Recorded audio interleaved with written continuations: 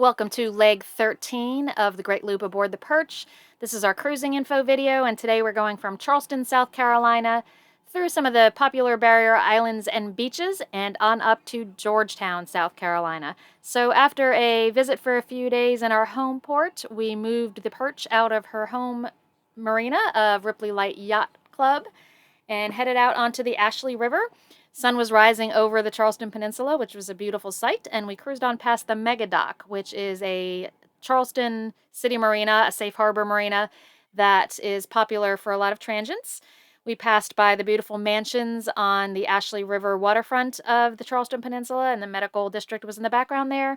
And then a little further out into the harbor, far on your starboard side, you will see Fort Sumter. That is, of course, one of the major battles of the Civil War happened there. This bridge is a swing bridge leading to Sullivan's Island. We did not have to have it opened, but the bridge is kind of well known because back in 1989, when it was the only bridge out to Sullivan's Island, Hurricane Hugo came ashore here as a Category 5 hurricane, and among the devastation was that bridge. It was actually knocked from its foundation and just kind of hanging there, cutting off Sullivan's Island from the rest of the area for a while. So a little bit of history for you there. Continuing on up the intracoastal, nothing like Hurricane Hugo, but we did see some chop on the ICW on this day. The winds were pretty strong, forecasted to settle down a bit by the time we reached Georgetown, though, which is good news for us. A lot of the area here, particularly on the starboard side, is the Cape Romaine Wildlife Refuge. So pretty pristine rural area, which is nice to see on the ICW. For an area between the ICW and the Atlantic Ocean, it's nice that it is undeveloped and undisturbed and a habitat for wildlife. This is still the low country of South Carolina, so the tide swing between high and low tide is pretty substantial. And what that means is that the current running back and forth between the tides can be very strong. So keep that in mind for planning and docking.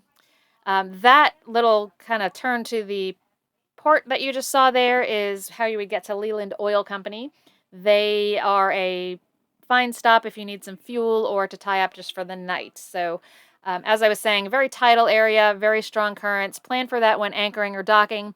We also, as we were crossing the South Santee River here, felt the pull of the current kind of drifting us to the starboard. So just keep all of that in mind to ensure for some safe cruising and be prepared for the strong currents when you're coming through this area.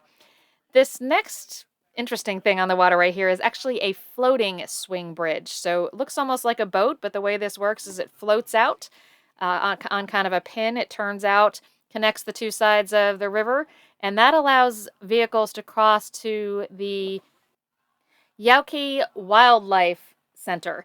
And that is something, even having lived not far from here for 25 years, I knew nothing about until we came through, and I did a little research on it, and they have pre-scheduled tours of different wildlife viewing areas and of a lighthouse they have there on occasion. So it's definitely something I'm looking forward to going back and investigating. We pulled very shortly thereafter into the beautiful town of Georgetown, South Carolina. I have been to this town many times. Visiting it by water is a completely different thing. A lot of these historic areas were settled from the water first, so it's completely different than coming through by car or even visiting by car.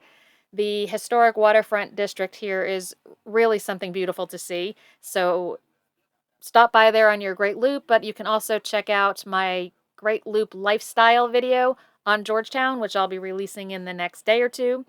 And this is our overall track for the day from Nebo. You can see that we cruised for about 7.5 hours, went just under 60 miles, average speed of around 8 knots and a maximum of 10. So overall, a beautiful cruising day. We were excited to be in Georgetown. We saw lots of loopers while we were in Georgetown, and that will all be in our Looper Lifestyle Georgetown video.